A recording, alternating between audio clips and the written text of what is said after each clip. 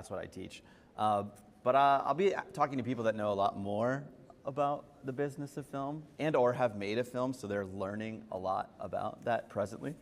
To my left, we changed the seating order, so I'll do my best. We've got Alexander Semerano, CPA, which is like a certified accountant, public accountant, and Ohio tax credit expert. Tax credits really drive the film business these days, so important to talk to someone like that. And also worked on Ryan Kelly's movies. Ryan Kelly, next fellow here, has 2 films at SIF. One called Buddy, which is a narrative fiction film, which is sort of, how would you describe it? we'll get into that.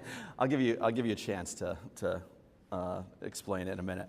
And another film, a documentary called Slowburn Shoot. So I think can provide a unique perspective on getting 2 very different kinds of movies going. One that took 7 years as a documentary about independent wrestling, and one that is a very stylized narrative fiction film. We've got Elliot Lanzer, who is a student here, but has a film in the festival. One of my students, good student, is going to leave us soon, sadly. His film is called Luca and Claire, short film that is very beautiful, actually. I am a huge proponent of his, but also the film in particular. You should go see it. It's playing in the local heroes section. And then on my far left, we've got Luca Malacrino from Wales, from Cardiff, but now lives in Los Angeles, right? Luca wrote, produced, and co-starred in Bravado, which is a psychological thriller about screenwriters, basically. Cool. All right, let's get into it. We'll start with Ryan. We'll just move our way down. But I want you to tell us a bit about your film and how it got made from a sort of a business perspective. And you could talk about Slowburn Shoot, which I think is aptly named because it took a long time to make. Yeah. But also, that was a passion project, which probably cost less money than Buddy. For the director, yes. Yeah. Adam Wilde is the director, who is my partner. I'm sorry, yeah, you executive produced, yeah. Yes, and ironically, I was with him the first night that this whole thing started, but we didn't end up working together for quite some time. But it started off as a photo project, and after he spent almost a year of doing kind of behind the scenes photography of these wrestlers and kind of their situation behind the scenes, then he decided that, hey, they've got a really great story, and some things had happened within the world of AIW, which is a local wrestling promotion here in Cleveland.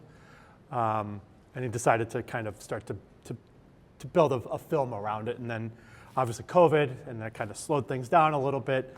But when we started Substance a couple years ago, my partner Jeff and I and Adam kind of sat together and we were like, let's push Slowburn out and let's get this out because it's really good. And so the three of us and John, wherever John is, he's here somewhere, editor and writer, the 4 of us kind of just crafted this thing together over the past year and a half to where it is now, and we're really happy with it. Buddy, on the other hand, is a Hollywood production that was brought to us from the other producer, Tyler Davidson. And that was, read the script and see how can we get involved and how we fit with what they were trying to do. And after I read the script, I said, we're going to do whatever we can to accommodate you, because this is hilarious and it's insane. So then it just became, dealing with, the business side of things and what we could supply the production as Substance and TRG, which is our parent company. What we could supply to Buddy to bring it into Cleveland and give it a home and build all the things for it. And so it's relationships and for both Slowburn and for Buddy, both relationships that it's the biggest thing I always say is networking and talking to people and relationships. It's how I know Alex, yeah. And it's how I know everybody there. So Ryan, for context, owns is a partner in large, and I mean very large, commercial production studio here in Cleveland called TRG Multimedia, right? Yeah, and Adam, my CEO, my partner is Adam, who's the CEO of TRG Multimedia. Okay. We are the same thing, An entity, but yeah. I am movies and television. Your and substance. substance, okay. Sometimes we kind of go back and forth with each other, but a lot of But the you stuff photographed Buddy in that studio, right? Yes, Okay. Buddy was all in TRG, except there's some, we did on location for about a week, but everything else is inside TRG. So if you were able to see Buddy, anything that's Buddy's world is inside of TRG. Cool. All right, Elliot, so you made a short film for school, Yes. and it's now Yeah. going to festival. Right. Yeah, my film's Luca and Claire. It's a romance shot almost entirely in ASL and American Sign Language. American Sign Language, right? And yeah, we didn't have much of a budget, so and I don't know how much I can say in terms of the business aspect. That it was really just asking for a bunch of favors, collaborating with a bunch of students, not only in the film school, but musicians as well, and we even had an ASL coordinator on set who was a student at CSU. So it's really just with the community that we have here, like really utilizing that, to get our crew together. So yeah. And Luca, Yeah. Bravado. Bravado. Yeah, tell us a little bit about it. Yeah, so first of all, it was co-written between myself and my kind of producing creative partner, Alex Hanno. Him and I always kind of tackle story together. There's the actual screenplay.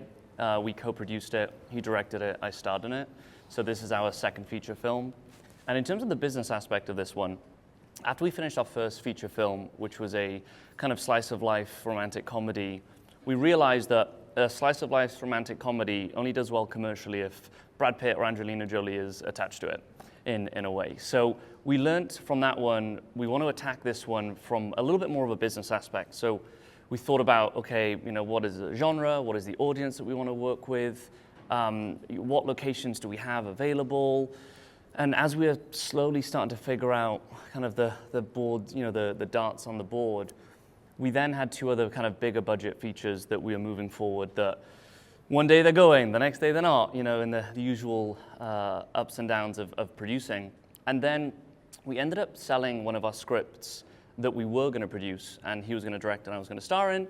And we had a little bit of money put aside that we had to use.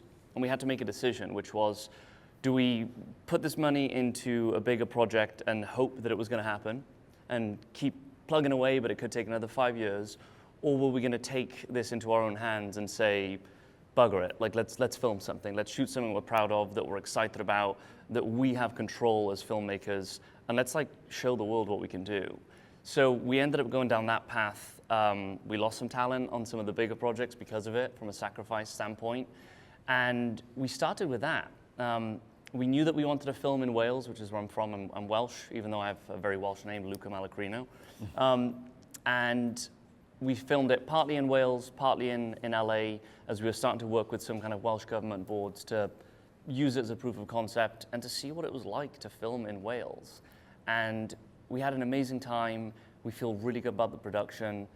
This is one of our first submissions, and we got into CIF 50, which was a huge milestone. We were like, this is amazing. And we really wanted to focus on the struggle of not just screenwriting, but the relationship piece that we were interested by were how many people we speak with that have somebody in their life that has pushed them so far that they have an element of resentment towards them. But at the same time, when looking back at that individual, they look at them and say, without them, I probably wouldn't be where I am today. So there's this kind of love-hate relationship, and that was really interesting. So we took that as one of the main narrative kind of storylines. We chose a structure that was a film within a film that had a UK gritty mafia element kind of woven through it. And we really wanted to make it authentic. So we did a documentary at the same time with screenwriters from all different backgrounds, ages, races, everything. And we kind of tied it into this, I would like to say, unique concept that we're really proud of. Yeah, there are I can definitely see your influences a little bit, like the player sort of. But there's so much like many different genres at play at once, and the documentary stuff felt really authentic. But I guess it's because it was real. It seems like they've wedged sort of documentary into this film. You should go see it. But also, it gave you a chance to shine as an actor because you get to play many different parts in it. Because it's basically about a screenwriter who's doing rewrites, and then Luca is able to then play all these different roles. So did you tailor? This is my next question. Really, is for each of you. Did you tailor make? What business considerations did you make? And you kind of spoke to it, Luca. But so did you make this screenplay after you received those funds? Just something that was doable. Yeah, I mean, we had this decision, and Alex and I we said we're going to go for a walk, and at the end of this walk, we are going to make a decision. Like, what are we going to do? Because I think as filmmakers, we get into this trap of like letting other people control what we do, and you lose that circle of influence, and it becomes like this ongoing battle of like, I guess I'll wait. So after the conversation, we said we're going to make it. We put a full day in the diary. We each selected 4, successful commercial films that had the rode the line of commercial but still indie. And he pitched 3, I pitched 3. We sat down, we watched all the movies back to back, and we started just, getting into it. And he had spoken to Caitlin, who's the lead, who's wonderful. It plays Emmy Erickson, and said, I just have this like whiplash kind of relationship that I would love to explore as a screenwriter. He runs a screenwriting room in LA, so he's writing something that's authentic. And all of a sudden, as soon as you start putting up, I don't want to say like barriers or blocks, but as artists, I feel like sometimes in the indie film space, it's like we come up with these crazy ideas, and the page 1 rewrite is done, and then you send it to somebody, and an executive producer, and they go, yeah, this is a $15 million film. You're like, okay, this is going to be, I was hoping this was going to be more on the $100,000 film. So we really didn't want to get down that path because we had 2 other big films ready. And we said, again, like, what are the locations that we have? Who are the actors that we love and have wanted to work with? Like, how can we spin this off on the business aspect so it feels made for this project? And as soon as we started putting up these almost barriers, the creativity was able to kind of like ooze through the barriers and come to life. And then because the team was so strong, it then took its own life. Like it kind of escaped our hands, and it was like, all right, I guess this baby's born now. Let's see who adds what to it. So it was definitely a business choice. And I also own a company that is kind of in the marketing space. So the entire time we were thinking like, what is the first audience? What is the second layer audience? What would the materials be that we could shoot at the beginning to layer that in, to bring more attention to it? So we're always thinking of the end goal in mind while starting the journey. Well, I think you did do what you want as an indie filmmaker. You made a very small picture, but you are considering audience and the final placement for this film, because it is sort of a genre picture. It's right. A thriller. It's about the industry, so you have like an automatic 200,000 people worldwide that want to watch it. Like that's why La La Land wins the Oscar, even though whatever. Or it won, and I guess it didn't win actually. Oops. Yeah, my bad. It's fine. It's a fine movie. This is on TV, right? Anyway, I just think that is something that we all are going through all the time as people who write movies. Yesterday I was speaking with a friend of mine who's in acquisitions, and I was sort of pitching him on the thing that I'm trying to make, which is this year, which is a small family drama, costs nothing, intentionally because it can do it. And then he was like, no, you should make your $10 million thriller. I was like, I can't. What are you talking about?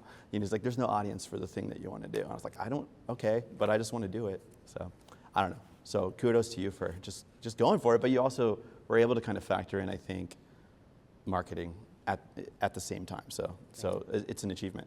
Elliot, yeah. So you made a short film, which is a drama.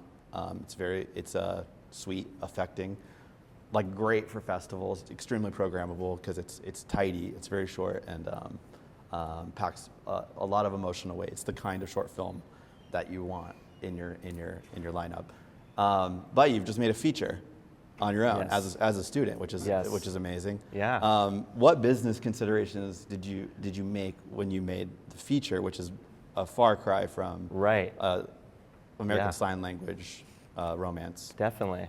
I mean, with that, I really was just looking at what I had access to. And my grandparents have this really nice lake house, near Sandusky, Lake Erie.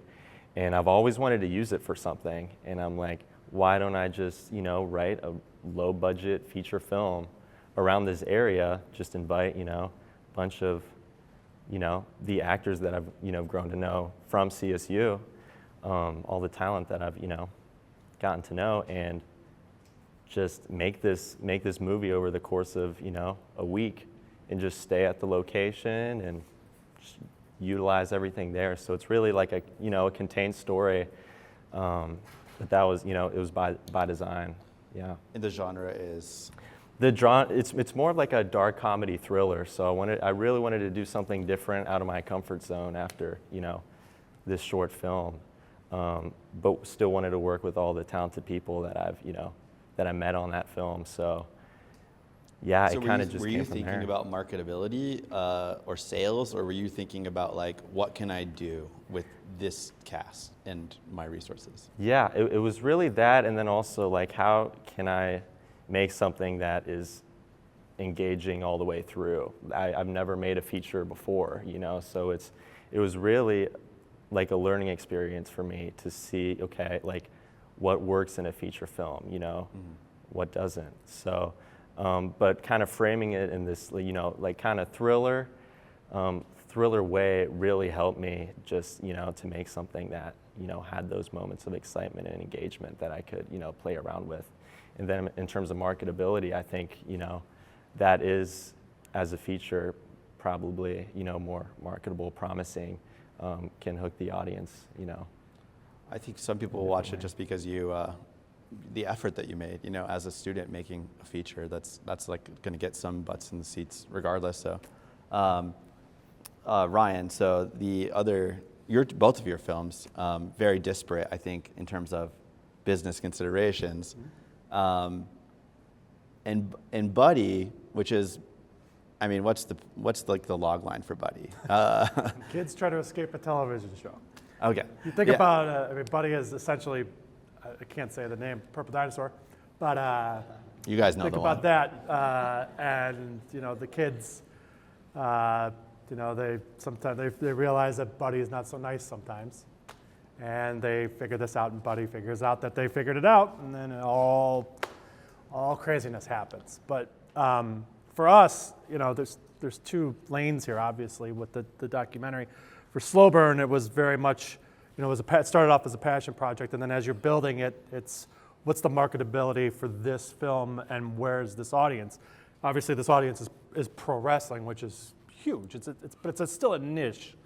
It's still a niche, like little world. But the world of pro wrestling is very big, and so the names, it's like who's involved in this, and some of the names are in WWE now or AEW, in the big leagues of pro wrestling. So it's like there's some marketability there, so that helps tremendously.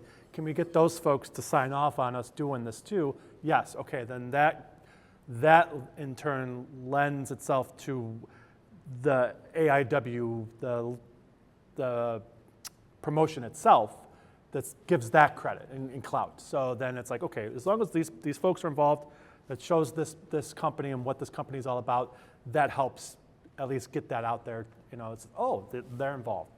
That's great. So that's us just spending money.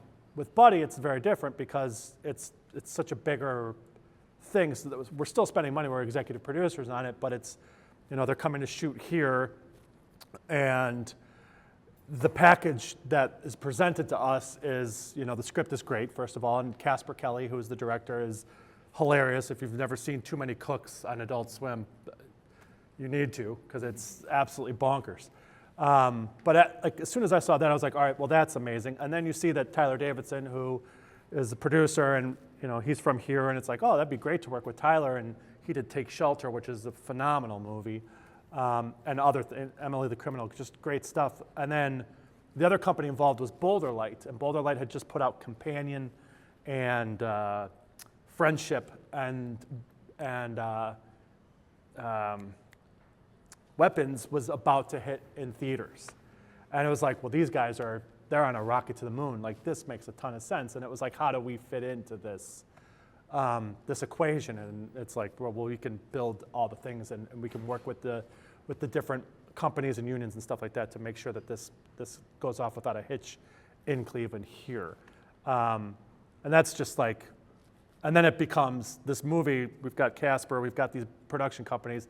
What cast names can we add to this? That like, and the first person that we got was Kristen Milioti, and Kristen, had just came off of winning an Emmy with Penguin, and then Topher Grace signed on shortly after that, and Keegan-Michael Key, and I'm dropping all these names on the floor, but hey, this is the forum for it for sure. But Pat, like Patton and stuff like that. It's just like, so when we finish the movie and we take it out to to Sundance, South by Southwest, and SIF and stuff like that, it's like, it's there. Like, the package is pretty complete.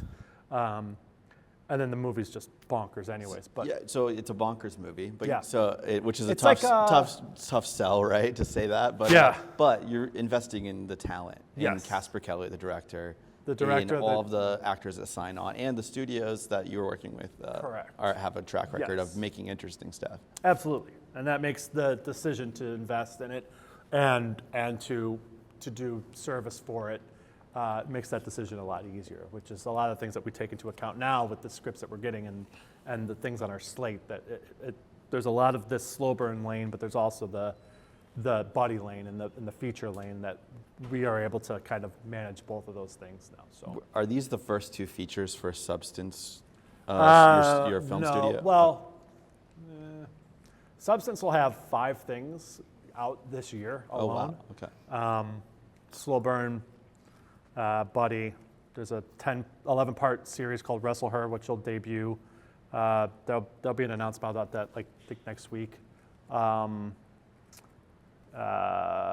Micronations is another documentary that's going to another film festival that I can't say yet. And then another movie called Art of Destruction that'll all be out.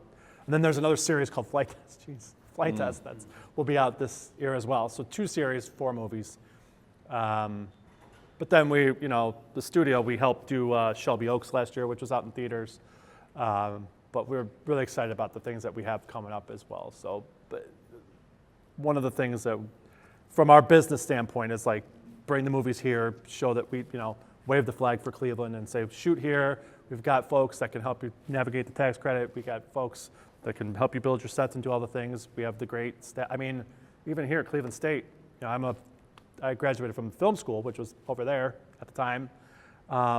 But at Buddy, there was 7 graduates from Cleveland State that worked on this, that I was able to help hire. Some current students too. And then 1 current student, yeah. And so it's, that whole aspect of, infrastructure here in Cleveland and the business side of that and getting people to work is a big part of our message, so. Yeah. So my next question, Alexander, I think you can speak to this a little bit too, because you helped with budgeting on Buddy. What were the budgets like for these films? We'll start here and then work our way down. Well, I don't think I got that involved in the budgeting piece, but I'm not that involved with that. that's right. But in the end, it was what I work with my clients is taking a look at their production budget. To make sure that it's properly, the budget is properly allocated, keeping in mind that you may end up going over budget, just to ultimately make sure that you've covered everything, because then at that point you go on to the film tax credit. And the film tax credit, again, it's a minimum $300,000 production cost, and you get 30% back. The key is when you get awarded the credit by the state, it's 30% of that production budget. And when we prepare the audit, which is required to qualify the eligible expenses, if we come up with a higher number because the production ended up going over budget, we're limited to what was awarded. So you want to really take a lot of time to put together that budget, including the contingency line. Make sure you've got enough there for any surprises that happen. So we want to make sure that the audit comes in as close to the award as possible, because if we go beyond that, we're leaving money on the table. And we got close with Buddy to nailing it? Well, we went over 300,000. Oh, okay. Yeah, it definitely was over. It's safe to 300, say that. Yeah.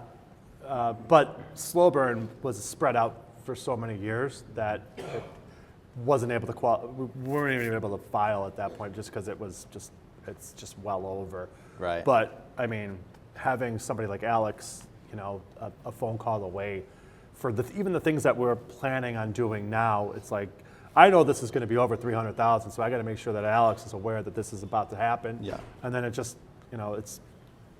makes things a lot smoother. And then I don't have to, 100% focus on making sure that because he's so much better at it than so. Are you able to speak to what the total budget was for Buddy, or? I don't. Yeah. I'm not entirely sure. Okay. I know where it was, but I know that Yeah. it's moving. It's always moving. Continues to move. But that's the thing. It's like there was a budget when we first started the film that it exceeded. So that's just kind of how it goes sometimes. You To just be have, expected. yeah. Right. You just have And to that's how prepare. it goes back to making sure Yeah. you look at everything. I think commercials are the only thing that go under budget, because then the director can get a little, $2,000 extra bucks or something. So try really hard to. You'd have to ask my partner. Yeah. Elliot, your budget for both your short and your feature. I'm curious. Well, I mean, they're student films, right? So, I mean, really the only thing we were paying for was catering, really. So, I mean, to be honest. So it was like. And was it pizza, I don't know, or a was couple it- $100, you know? So. Where are you finding that money? You're just funding it yourself? It's me and the producer, yeah, really. Maybe we would spoil the crew one time and get Raising Cane's or something. But, but yeah, I mean, that's really, I mean, we're like locations, we just used what we had, we just used what we had in terms of crew and everything. So we made it work within our means, so. Very cool. And Luca? Yeah, I don't want to speak out of term on this one as well, as in I'd have to check with my producing partner first, but I feel like what I can share is it's a true micro-budget indie film. And on the budget side, one thing that was important to us was working with a Welsh company on the post-production through a post-production deal. And we got so lucky because the quality of the edit and the post-production that we had on this film and the locations all came from belief. And it was from us, kind of what you were sharing earlier, being able to go in a room and sell the vision, sell what the byproduct of this will be, what the story is, what the characters are. And it was a little bit difficult for us at certain points because some of the two-handers, we ended up shooting with two cameras at the same time, and the way we rehearsed the scenes, we didn't actually say the dialogue. So we were like, it was like, this is what it's gonna be like, but it might change a little bit, but I promise you it'll be good. So we ended up securing an amazing post-production deal with a wonderful post house called Lab Class, who were a huge part of this film. And we still actually don't know on the business side if it's better to say the actual budget or if it's better to say an inflated budget of what it would be if you paid for everything. And I think, indie filmmakers sometimes struggle with this question because it's like you want to show what you can do to inspire other people, but at the same time, you might get cut off from a deal to pay for your next film. So that's kind of the truth. It was a micro indie budget that we fronted from selling a script and put our own money into, and we had to pitch like hell to get it made. So this kind of leads nicely into my next question. It tends to go that way with my interviews. Just kidding, I don't do this ever. We'll just start with Luca again, because you're speaking to the post-production folks you were able to obtain by working with a Welsh company and shooting in Wales. How important, and this will be something too you can speak to, Alex, is place for filmmaking? Because I live in Cleveland. A lot of you live in Cleveland. Sometimes Cleveland can feel as far away as Cardiff from Hollywood. And I'm curious, more just generally, what kind of, what business career motivations drove you to move to Los Angeles instead of, say, London? Yeah. Which maybe, I don't know, maybe we'll go back with all the TV that's happening in London right now, but. That's a great question. A very good question. I'll give you the high level one because I've got a bit of a random backstory. At the age of 18, I opened up a nightclub in LA, in Cardiff, in Wales. So I was a normal story. Yeah, a normal, very weird story. But I was a nightclub owner at the age of 18 and put myself in a bunch of debt and tried to figure out how I was going to do this. And then I was able to then acquire a second nightclub the year after. So I was like this young, cool dude, nightclub owner that knew nothing about art and film. And basically I had a 3-year period where my granddad, who I spent a lot of time with, was like, you need to sell this nightclub when you can because this is not going to end well for you. And I ended up learning a lot of lessons in that world of wearing different hats and taking on different personas in order to survive and grow. And then I basically randomly ended up taking an acting class while I was in the UK. And at the time, I had this kind of reputation. I knew people as this kind of young nightclub owner. And I fell in love with acting so hard that I remember being on stage for the first time being like, okay, this is what I'm gonna do. This world felt right. So I tried thinking, do I wanna go to London? Because there's so many good London, acting schools. And I made the conscious decision to move to Los Angeles or look for schools in Los Angeles because I wanted a clean break. I wanted to kind of step into this new persona, this new identity to really immerse myself. Because if I wanted to master an American accent, I can't go into my local Cardiff shop where people know me and try put this fake, New York accent, for example. So I made the decision to, sell up the nightclubs, move to LA. I got into AMDA, which is a wonderful school there. And then as I was finishing kind of school, getting into the real acting world, the business part of my brain kept saying the same thing. It was like, why do you feel that you're just gonna walk into a movie that's got a $10 million budget and they're gonna trust you with no credits? It makes no sense from a business aspect. You have no following, maybe you're good, but it's too much of a risk.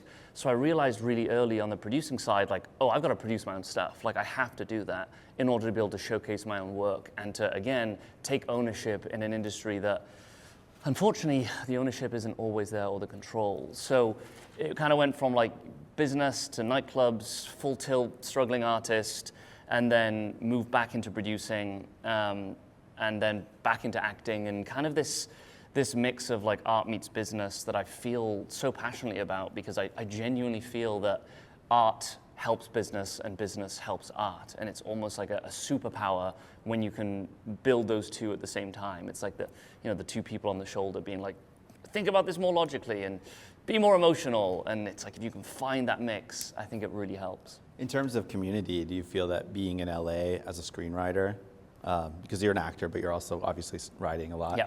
is that important? Because that's actually a huge aspect of Bravado is, interestingly, the protagonist is isolated from the rest of, Yeah. and I lived in Los Angeles for a decade, and I felt kind of like that, frankly. All my friends were musicians, and everyone's in the film business a little competitive and not always friendly. So I don't know. Is it a good environment for you, or is it kind of it's love-hate? It's a really interesting one because I think at the beginning, for example, when I was in school, everyone's got this green energy of go, go, go, go, go, we're gonna support each other and well done on the audition. But then all of a sudden you graduate and it's oh, they booked a show. Oh, they're on the red carpet. Oh, they're on. And you start, there's a bit of ego in there. There's definitely.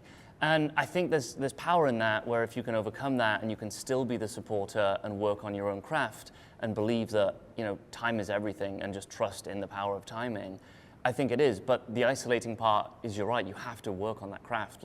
You have to do the 10,000 hours. And it's that balance of being able to control a screenwriter and just sit in front of this laptop for hours and hours, feel good about it, and then have somebody say, yeah, I don't like that, I don't like that, I don't like that, and I don't like that, redo it again. And you're like, hold on, I've got to do this again on my own, and I'm going to miss my mother's birthday because I have to get this done by Friday. And you start getting into this headspace of why am I really doing this? But then all of a sudden a win comes up and you're hooked again. You're like, oh, this is amazing, this is so fun. Yeah. And that's why we do it. Elliot, for you, so you're, I think you're originally from Sweden, but you live here. Yes. You grew up here, sort of. And, Yeah. And pretty much. how do you find Cleveland? And I mean, do you think that this is a community from a film business, film career perspective? Do you think that you might stay, or are you going to seek just explore the world, the broader world? I mean, in terms of the future after I graduate, I'm not quite sure yet, but there has been lots of opportunity in Cleveland for me. Just as a student so far, it's been amazing, and I just love living in the city and going to school here. It's just a really unique and fun experience that not other college campuses are like. The fact that this film school is like in the middle of Playhouse Square is like pretty unique, pretty exciting. Yeah. So yeah, I mean, that's a decision I'm gonna have to make, and I'm not quite sure yet. But I mean, I love Cleveland, so. I went to school in Manhattan, and we did not have access to the kinds of locations that you guys, like in Cleveland, people are like, oh, that's another thing. Yeah, of course. You can shoot in the Opera House, like whatever. Yeah. Yeah. We'd love that. There's a lot of beautiful locations around here too. Yeah, so definitely. there is a lot of access, which I think you lack elsewhere. For Substance, I mean, you clearly are like very much Cleveland centric, and you believe in the Cleveland and Ohio project. Do. Yeah. We're planted here. I love LA. I love New York. I love Atlanta. I'll be in LA for 2 weeks at the end of this month, just having face-to-face meetings. I love leaving LA. I love coming home. We all do. Yeah. I mean, it's a wonderful place, but the days of having to do it there they're done. Like there's still a lot there, but with the contraction of our industry, it's becoming, if you're not in that bubble, you gotta go. You gotta go do somewhere else. You gotta be somewhere else. Here, other schools that are developing talent, like it's our job to be able to make the things that allow these folks to keep working and to build up that infrastructure so that this can become a thing that people can make a living out of, essentially. And, that we have everything that you would possibly need here to make anything. Every landscape, that you could possibly need. And then now TRG has a virtual production wall we could be on the top of Everest if we wanted to, and we can make it will happen. So, there's zero reason to leave anymore. The industry still runs in those cities, obviously, and there are connections. And, we were just talking with a Gramercy that's going to shoot in New York on this film, and we were going to be a part of it. It didn't end up working out, but it was, their credit, we have our credit, and it was like, how do we make this work between the two? And so there's still symmetry between us in LA and us in New York, and Substance will shoot mostly our stuff here, but we're going to go, and Substance will film stuff in Chicago and Los Angeles, but the majority of our stuff we want to focus here in Cleveland because we don't need to go to those places. We don't. Everything that we need is here. So Alex, who is getting these tax credits now? Are there a lot of indie films taking advantage of it, or is it mostly? I mean, Superman, huge movie shot here last year. I think they're going to shoot another one in Ohio soon. Is it all? There's a cap on it, right? Is it mostly going to these huge Hollywood productions that are flying in, or is it actually going to little $1 million pictures? It's a mixed bag. In the end, the state allocates $50 million every July 1st, at least for this current budget period. And where a couple years ago, the application process was only twice a year. It was in April and in October. They were looking at what the economic impact of these applicants brought to the table. Episodics definitely would have a pretty big impact. Something like Superman, definitely, but Superman comes in and goes out. The credit is available for any filmmakers. And currently, it's a rolling application, basically first come, first serve, until the funds are completely allocated. And then it resets come July 1st, it'll reset again. So it is definitely catered to independent filmmakers. Again, you have to have that $300,000 limit. But someone like Superman can come in and take a larger part of that credit. But it's been a while since we've gotten to the point that we've run out of credit incentive. That happened several years ago. So it's increased to the point that I just haven't seen us getting close to emptying out that fund. So what can we do better? What can the state do better, in Cleveland specifically? Ryan, maybe you could speak to this too. Like, do we need to get a series here for it to for there to be a crew working all the time? And my other question is, in the same vein, it seems like a lot of production is going to Cincinnati, Ohio, and Pittsburgh, Pennsylvania, and we have a little bit less of it, and I wonder why that is, because our locations are awesome. I guess, I mean, go ahead. It's Cincinnati, Columbus, Youngstown, Toledo all have commissions. So they're all waving flags, come film here. Our commission is phenomenal. Like Mike and Bill and that whole team, they're just great human beings. They can only wave the flag so high before, at the end of the day, it's the director, the producers who decide where they're going to go. And if Superman is shooting the Hall of Justice in Cincinnati, that's where they're going to go back to. And that's okay. That's totally fine. Yes, a series would be tremendous. We just have to find the right one. And it's, that's always a thought process of me and my partners is if we can have a series come here and utilize TRG, the studio, and just set up shop and just be there, we would 100% welcome that with open arms. We just got to find the right one. That's all. I mean, it's just a matter of, and TV is crazy right now. Yeah. So, I mean, everything is crazy. Everything is volatile right now. It's just the business. But TV is, it's those things are contracting within, the parameters of what's already there. So the outside stuff is like, hey, we've got a great thing over here. It's like, yeah, but we didn't think of it, so maybe not yet, but maybe later when you've got, when your name is, we know who you are. It's like, okay, well then we'll be fine on our own, thank you. So, I think part of it is the infrastructure. The more infrastructure you have here in Cleveland, a lot of the independent filmmaker clients that I work with, they're looking for something like a one-stop shop, TRG, for example.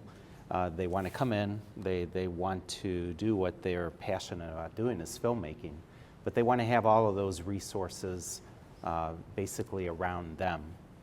The accounting, the auditing, the finance, the investors, very important, and the facilities.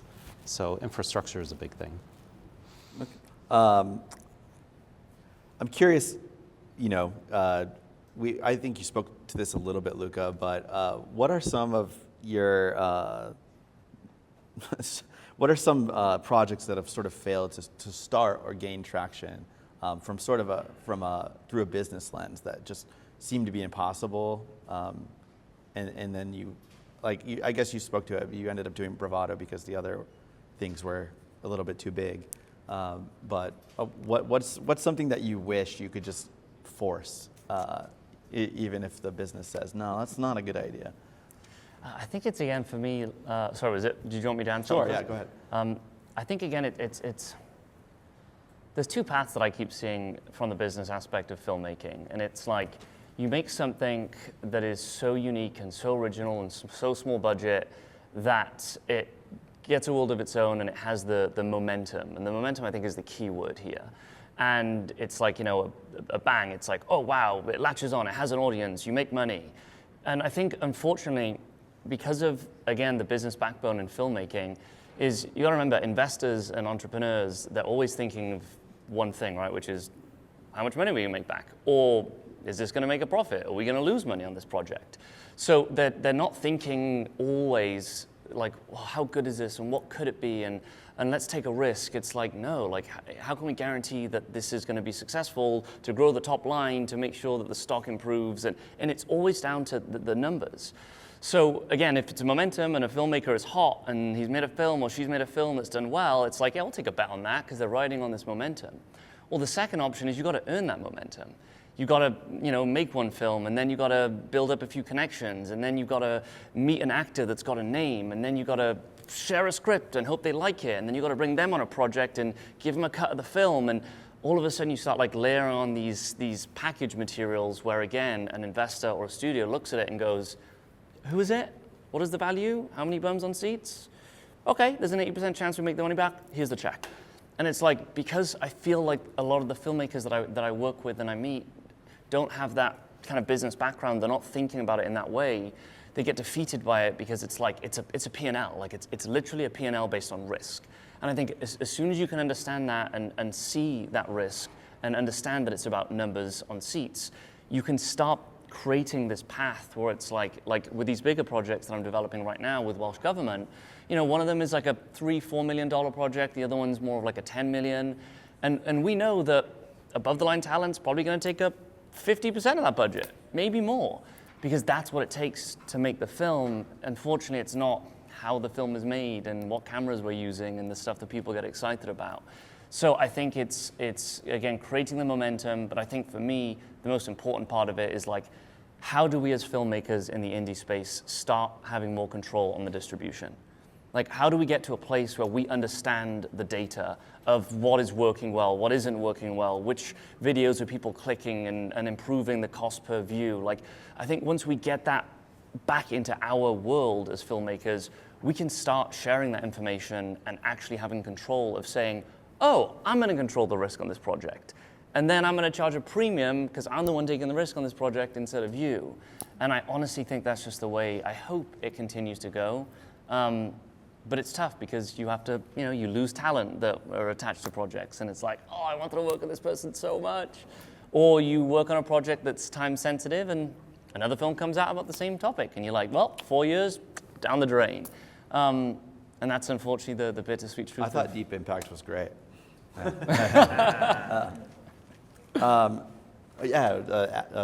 do you have any? No, nail on the head. Yeah. Like he's exactly right. I think though, to piggyback on his point, there is a lot of that indie filmmaker thoughts of straight distribution that is starting to gain momentum, which is great. And there are different ways now of distributing your materials versus the traditional way that it had always been. So as more doors keep opening up, and I think that, being, indie filmmakers like ourselves, we are going to fight harder than anything else. So we are going to find the right ways, no matter what. It's just it's either that or die. So that is forcing us to consider these other options and these, like, just getting it out there and getting it in front of people to let it run its life is becoming more of a reality in our world, for sure. Yeah, Bravado has a line in it where it's about an action adventure film pitch that has no IP attached. Oh, yeah. And the screenwriter's like, that's not gonna happen. Like your little action adventure idea. Do you think, so, I mean, with these new streams of distribution, is there a space for a middle ground? Is it just micro budgets and just superheroes, or is there? No, I think that the middle ground is starting to develop, honestly, because with the merger, right? So these Paramount Warner Brothers are becoming this huge thing, and then you have Netflix and Apple and stuff like that. Then there's everybody else. That's like a small amount of the people that make films and make content. I can't say content, but films and television series and stuff like that. So those people are already they're going to have that. Everybody else is going to have to figure it out, and they're starting to. So it's whether it's self-distribution, it's YouTube, it's four-walling, whatever the case may be. Wrote like Slowburn shirt. We're going to do a road show. So we're going to take the film to different theaters and have a wrestler or the director, somebody there to like have a Q&A to talk about it and make it an event like a tour, like a band would tour. It could be the same thing. And that will, at some point, then that should catch fire. And then if we self-release it, then that catch fire. Then it gets licensed by somebody. You know, it just, you become more efficient that way because you have no choice. And I think the more that we do this and the more that we are putting out these things that, yeah, it's got this actor, but you may not know, but you're gonna, or you know, that, whatever the case may be, or this director or this writer, you may not know them, but look at what they've done already. Like, that will gain. You were a producer on Shelby Oaks, right? Which we did. You helped out. We helped. Yeah. Not a producer. But you know about, this is an interesting example. So the guy, Chris Stuckman. Yeah, Stuckman. He is a YouTuber. Yeah. And then got a chance to make his own film because his fans were like, yeah, do it. Yeah. And he crowdfunded it. And then people went to theaters and saw it. He spoke directly to his audience and said, help me fund this. And he got over $1 million in funding to make the movie. He made it, he put it out into a film festival. A representative from Neon saw it, liked the movie, said, hey, we're gonna fix some of the stuff that we think will help the movie get. That's who called us, was Neon. So Neon calls us and they said, hey, we're gonna bring this movie that was shot in Ohio and we'll help fix it. And then Neon puts it out, and but Chris had put it out already, and with Neon coming in and acquiring that film, he won. Like that was, whether or not the movie did well in theaters is irrelevant. Yeah. It's the fact that he got this and put it out there, and then somebody paid money for it, and then people paid money to go see it. That's a win for him, and will help him make his next movie. So are we thinking about, Luca, are you thinking about casting like a YouTuber in your next film, or? Listen, I'm not going to say no. This is actually a funny story. I originally got cast in one of the first like YouTube Red series when it first like started, and I was about to shoot, and they replaced the director, and the director made everyone re-audition for the role, for the series regular, and everyone got cut, and he recast it with YouTube stars that weren't trained actors. And I remember at the time being so upset and so gutted. It was like, you know, you're signing this agreement and they're gonna make figurines about you and oh, you've made it. And then you lose it, but then when I rewatched it when it came out, I was like, oh, wow, dodge a bullet there. Like it wasn't very good. So here's the deal. I'm like, the ultimate shiny star is if they have a following and they're also talented, then I think it's good. However, I think sometimes if you sacrifice quality of work where audience members are like taken out by the film, but everything else is just almost there, I don't think the sacrifice is worth it. And ultimately, you know, putting my kind of marketing hat on, the simple rule is always brand awareness is always cheaper than lead acquisition. So like when you think of anything in business, if you're spending, you know, X amount of dollars on brand awareness, like getting attention to this film, story, documentary in some clever, unique way, when you then go to target the audience later to say, buy my film, watch my film, go to the cinemas, it's gonna cost you a fraction of the cost as it would if you just say, come and watch my movie. And I think the filmmakers that are in the YouTube world and the viral media are realizing this and saying, well, hold on, I've already got a following, I know how to create brand awareness, I'm just going to do that, and then I'm going to target them at a fraction of the cost, and then I'm going to make a killing off it. Yep. And I think that middle of the road is probably what's going to end up happening, and these YouTubers, hopefully, are going to start spending more time on the craft and putting in the 10,000 hours, and then they're unstoppable. I don't know what to tell you. Yeah, and you know, I think they probably have to make a couple, it's a lot of pressure for them to have millions of followers and then put out their first film, and then people are like, oh, I don't know. But like, it's their first thing, so they just happen to already have a huge audience, and it's in every theater. So, my final question is, before we open it up to the audience for about 15 minutes, it's sort of a two-parter. How relevant these days? I'm an elder millennial, and a lot of my friends who are filmmakers, I think, have a little bit of festival fatigue because they keep getting their shorts into them, or they'll even get like a feature into it, but then it doesn't really like break them open necessarily like it did in the 90s. How important do we think festivals are still? I think you just spoke to Shelby Oaks doing well because of that.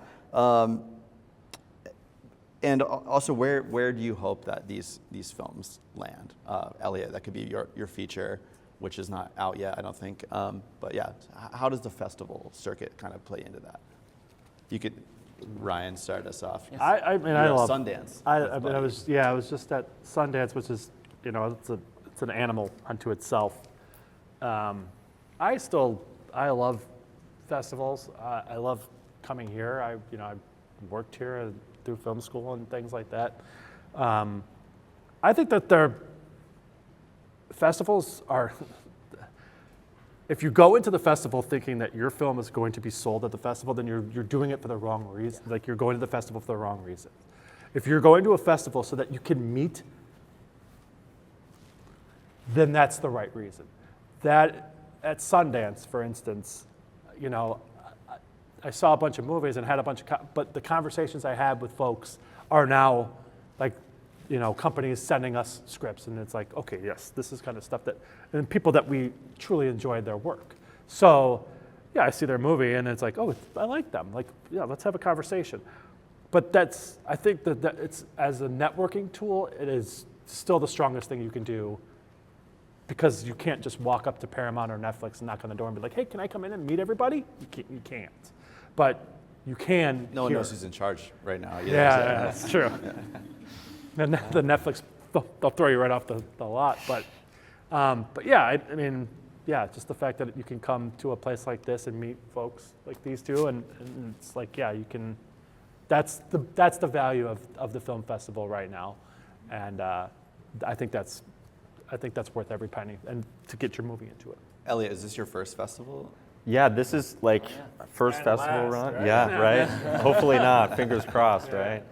Did you submit to others for Luca Yeah. Sinclair? So Athens Film Festival is the same week, actually. So I think it's on Thursday. Good so timing.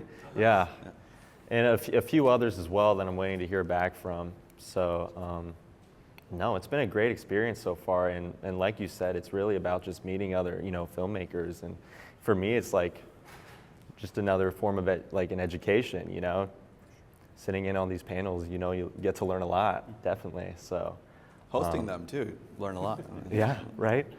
So no, it's just been a great experience, and just something you work so hard on with other students. Being able to see that on a big screen is really rewarding and exciting, and to see how the audience reacts to it is awesome. So. I would say clearly it's definitely networking. That's huge at these festivals. It's also the exposure that you give to the project that you've put together. If it's a short, then the next step is to put it in front of investors.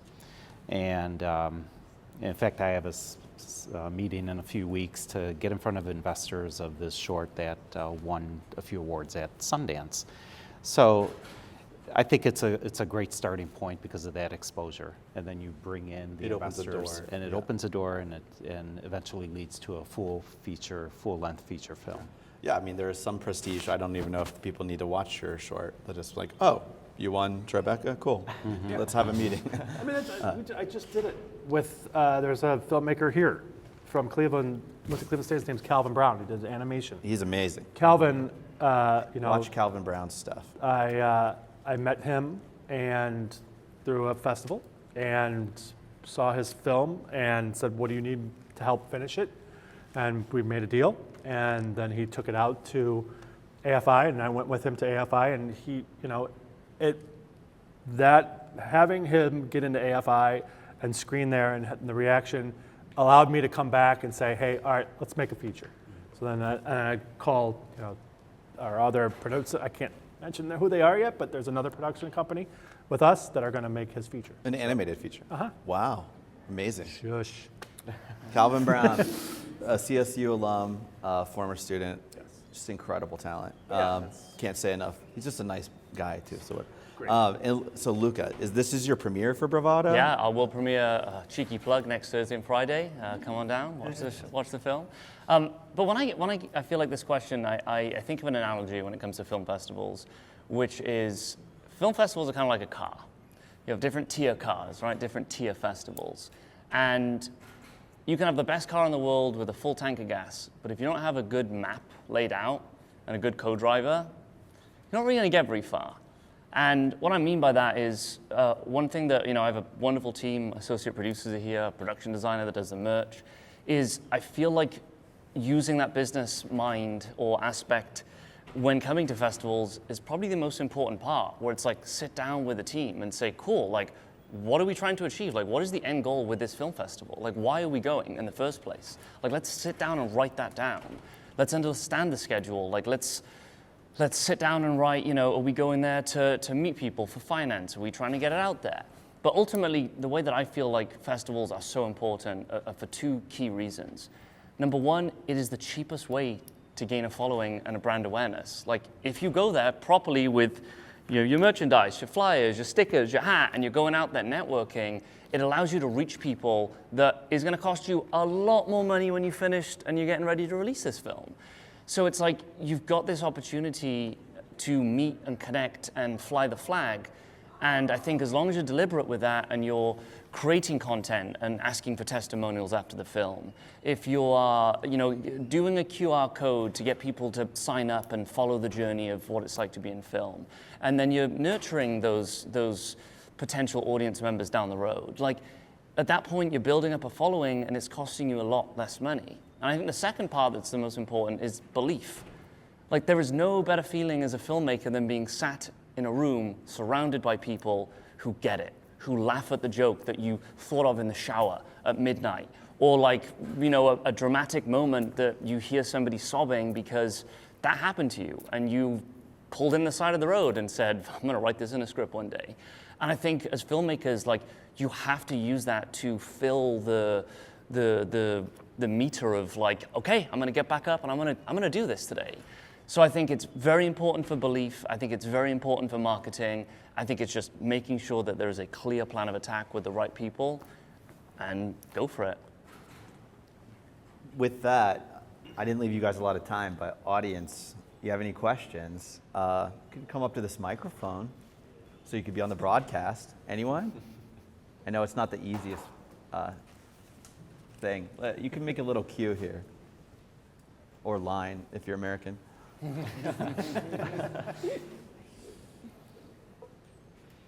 Hey there. So I wonder if I'm thinking about kind of broadly how you develop that production budget that is so important. And I'm thinking about it in two prongs. So first prong, how do you forecast and project what your costs are going to be on something that is speculative? You haven't made the movie yet. And the second part I'm thinking about is, what are the sources of funding that you layer in to create your capital stack? Mm-hmm. You talked about on the tax credit deal, 30% of it is covered. What's that other 70% look like? Is that equity? Is that debt? Who's guaranteeing that loan? If you could speak to that. My 2 cents on this, and there's two different aspects, right? There's like the micro indie budget, and then there's the I need some help on this. Is first of all, ideally try and find a good line producer that you like, that can help you navigate some of these numbers. I think from my personal experience then, when it comes to the funding, it's making sure you understand, sometimes trying to raise $1 million is a lot harder than trying to raise $5 million because you don't have that above the line talent that you need. So I think, first of all, understanding like what kind of film is this, what kind of budget are we looking for, like what are we actually trying to do with this? Again, end goal in mind. And then in terms of then the finance stack, tax rebates 30%. In theory, it's like, right, well, we have 30% ready to go. Then look at, sometimes like in Wales, there's so much support for Welsh filmmakers. Sometimes they match the tax. Sometimes they have grants for development funds. You can then say, oh, there's an extra 20% that's not even a loan, like it's a straight up grant on top. Then you can start looking at, okay, we're at the 50, 60% number now. How much do we have now that we need to raise? Then if you start looking at and getting the numbers for the talent that you have attached, in theory, you can start asking sales agents, out of, a thriller in this space, with this name attached, like, what do you think we could maybe get down the road? And start seeing what's exciting. And then it's all down to the waterfall. If then you can take the risk off and say, hey, investors, this is the deal. You'll be, last in, first out to protect you and your investment. And then, maybe you have to kind of cash flow the debt on the tax incentive, maybe as a bridge loan or something in that world. That's one aspect that I know is happening. And then the other part is crowdfunding, like maybe is 10% there. Maybe there's a business aspect.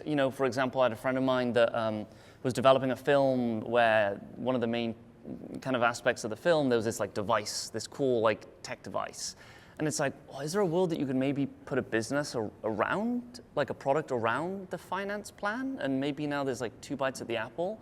So I think we have to get creative with when making these films, but that's kind of my 2 cents on that. I would say with, as far as a production, there are templates out there. You just start and just build it up. They're pretty straightforward. As far as a finance stack, when you apply for the film tax credit, you would not get the funds until production is completed. So that would mean that if it's $1 million picture, it's $1 million that you need to raise. You get the $300,000 back after the picture is completed. However, once you're awarded that before you actually start production, you can use that as collateral. Mm-hmm. And a lot of film financing companies will take that approach.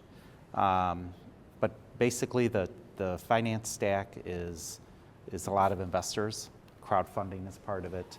The investors play a pretty key part of it, and they're also members of that entity as well.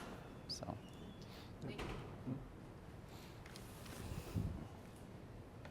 Thanks for coming out. What's a piece of film business advice or wisdom or practice that if you would have implemented maybe a month ago or 2 years ago or 5 years ago, you would have been so much farther ahead or enough ahead to make a noticeable difference in your career now? I got one that comes to mind immediately on this for me personally.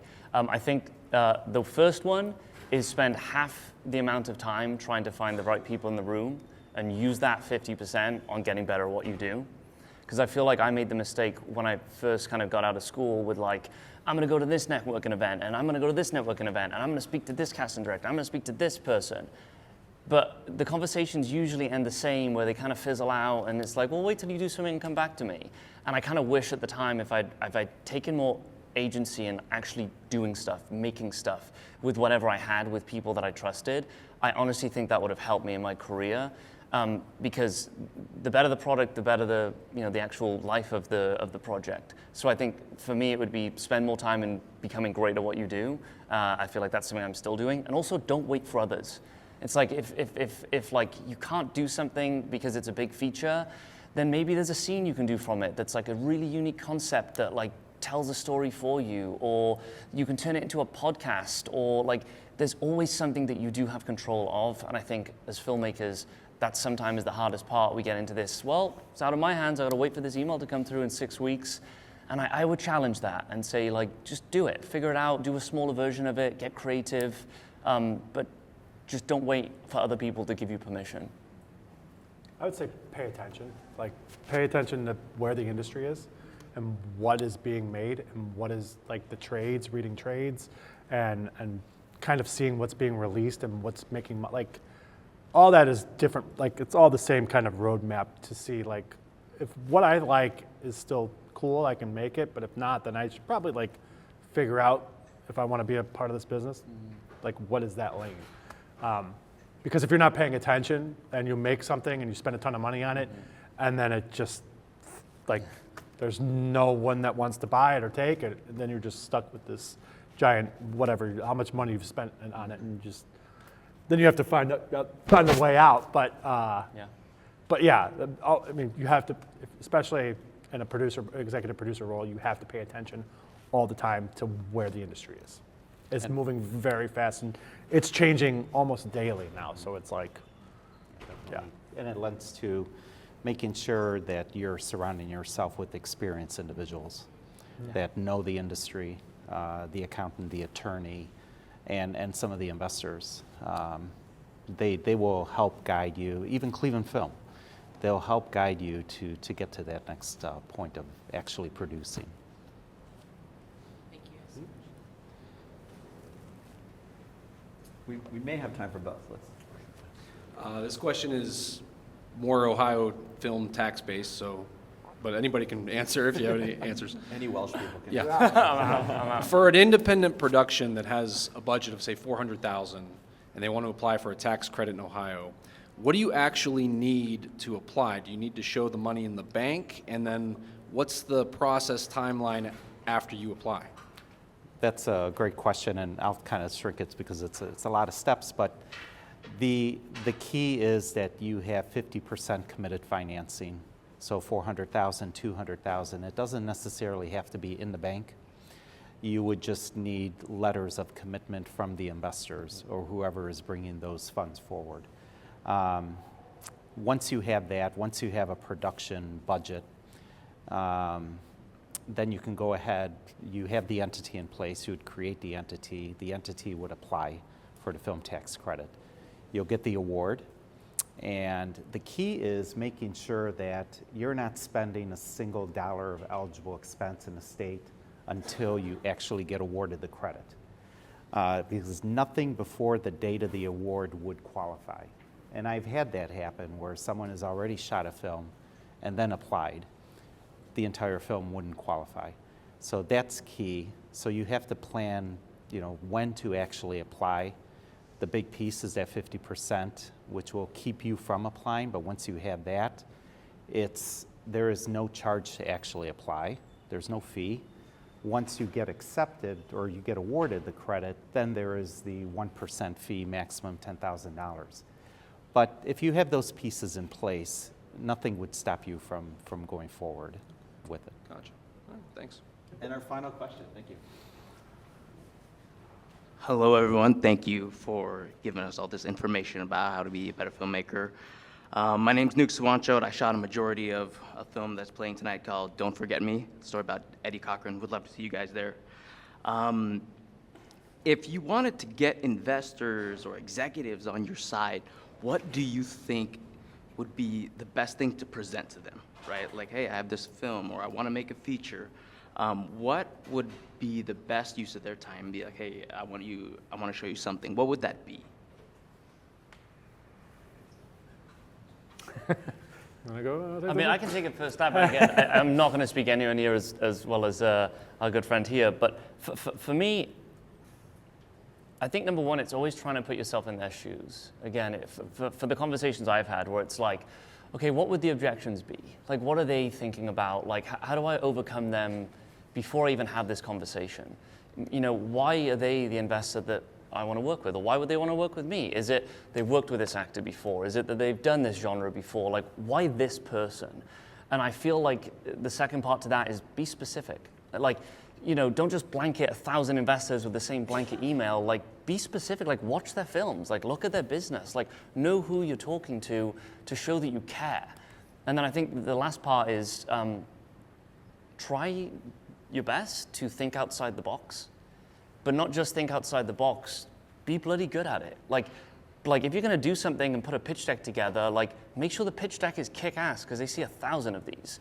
Maybe I recently just got sent this amazing video. It was like a 3-minute video about this filmmaker, and it's like an update video. And he just sent it to me with like, hey, would love to connect. That's it, just the video. And it was very well edited. It sounded great. It looked amazing. I saw how he spoke on a public stage, and I watched this video and I went, oh, this is like a video sales letter, but for somebody that wants to work with me.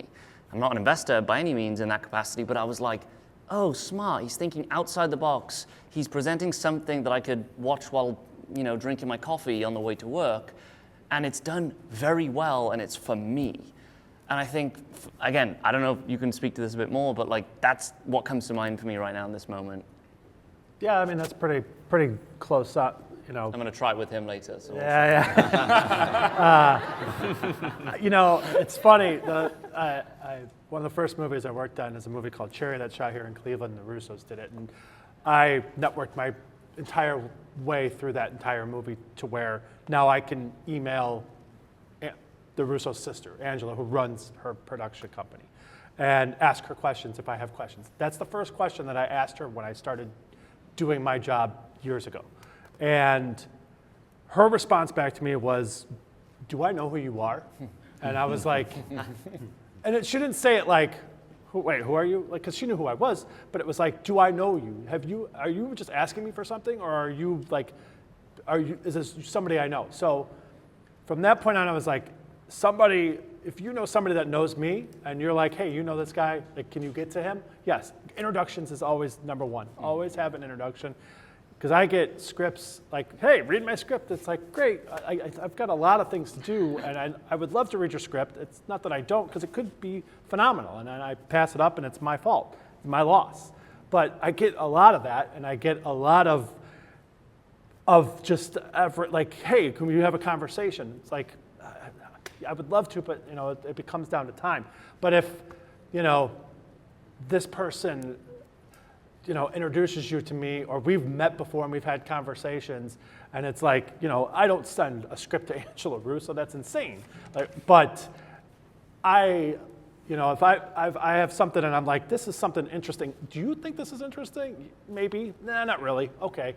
Or somebody else like that,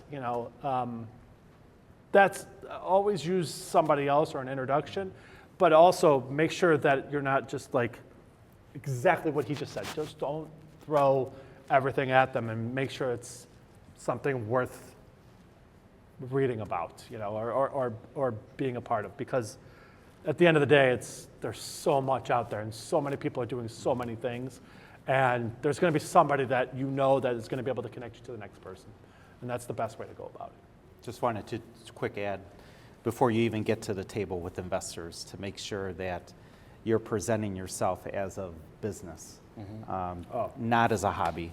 Yep. Make sure you have the entity in place. Make sure you've got financials, projections, the sizzle reel, all of the components to make it, in reality that you're a viable company that's looking for serious investors. Yeah. And I'll add, don't chat GPT them. Yeah. Seriously, just be authentic to you and to your project and your ideas, and that rings true because I'm a professor. I get pitched on student films all the time, and I can tell when people are really enjoying their ideas and when people are just telling me what to say. Mm-hmm. Yeah. So, all right. So that is all the time we have. Just to review, we have Alexander Semerano, who is a certified public accountant who took time out of tax season to speak with us. So that's great. He's out of here too. All your movie tax credit needs in Ohio. This is your guy. We got Ryan J. Kelly, executive producer of Buddy and Slowburn. Yep. Yes, Buddies tonight. If you have tickets, cool. We'll see you there. If not, I'm sorry. It is sold out. But maybe later this year. When is Slowburn shoot? And then Slowburn is Monday at 4:50 p.m. at the Ohio Theater. Amazing. Elliot Lanzer, Luca Sinclair short film playing when? It's playing April 14th. What is that? Tuesday. And what's the time? 7:45. 7:45. Exactly. Well, I'll be there probably. Yeah, right? The team's close by. And then Luca Malacrino. Your film is called Bravado. It is playing next Thursday at 4:50 p.m. and next Friday as well. Come down, come check it out. Right. Thank you. Thank you.